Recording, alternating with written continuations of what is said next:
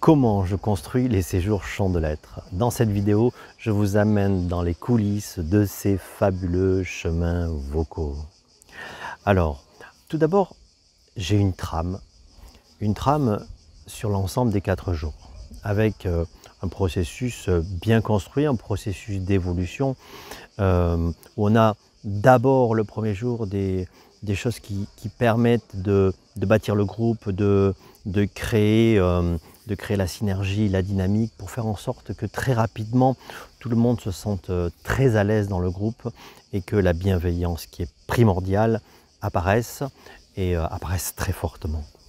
Ensuite, il y a donc tout un processus d'évolution avec au début des activités, des pratiques peu impliquantes, et puis au plus on va avancer, au plus je proposerai dans ce canevas de base des pratiques qui vont être plus impliquantes.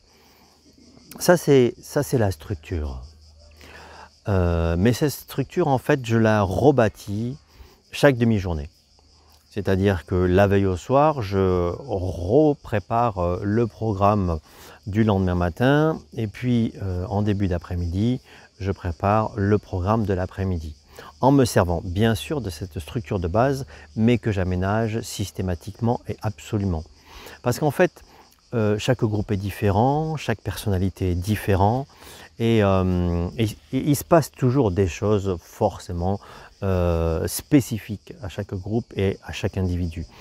Les besoins ne sont pas les mêmes, les problématiques ne sont pas les mêmes, la dynamique de groupe n'est pas les mêmes, les problématiques vocales ne sont pas les mêmes, qu'elles soient individuelles ou collectives, et de fait, je reconstruis systématiquement chaque fois, chaque demi-journée.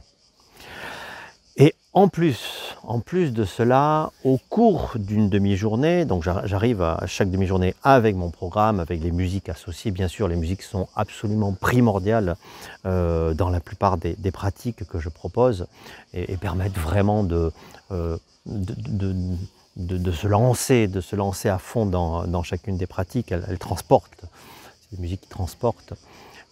Et donc en fait, au fil de la demi-journée, je fais aussi des adaptations. Je fais aussi des adaptations en direct en fonction de ce qui se passe, de ce que j'observe au niveau du groupe, au niveau de chaque individu, parce qu'en fait, dans un séjour Chant de Lettres, je scrute en permanence chaque individu et en permanence le groupe, pour pouvoir adapter ce qui est proposé aux besoins individuels et aussi aux besoins du groupe. Et donc, en fonction de ça, je réadapte ce qui est prévu. Alors, parfois, certaines fois, je vais sauter une pratique que j'avais prévue dans mon planning, ou alors je change carrément et puis je mets quelque chose de nouveau qui n'était pas prévu, juste parce que à ce moment-là, il s'est passé quelque chose et c'était tellement plus opportun de faire apparaître une autre pratique que de suivre ce que j'avais prévu. Donc, j'hésite pas à changer en cours de route. C'est en fonction de comment est l'ambiance. Si on a une ambiance très à ce moment-là très introspective, très calme, et voilà, ça apparaît comme ça, et que j'avais prévu un exercice qui était plutôt dynamique. En fait non, je le saute pour pas casser cette introspection. Voilà, inversement, dans un sens ou dans l'autre. Il se peut aussi que je supprime certains passages parce qu'on a passé plus de temps sur un sujet que sur un autre. Je veille aussi absolument à avoir un équilibrage, vraiment un bon équilibrage entre les pratiques vocales, entre les pratiques corporelles, qui sont absolument fondamentales. Ça c'est très important aussi.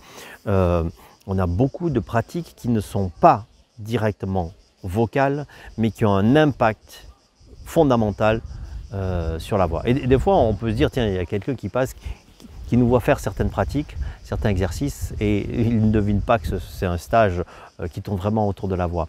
Mais c'est vraiment fondamental, c'est ce que j'appelle souvent dans les vidéos les briques élémentaires, aller s'occuper de, ou en anglais on dit les enablers, de ce qui permet l'évolution de la voix. Et c'est en s'occupant à travers ces activités non vocales qu'on fait évoluer absolument notre voix individuelle et collective et tout ce qui tourne autour. parce que dans ce magnifique chemin vocal, il y a aussi un magnifique chemin personnel. Voilà, allez, venez tester, vous verrez.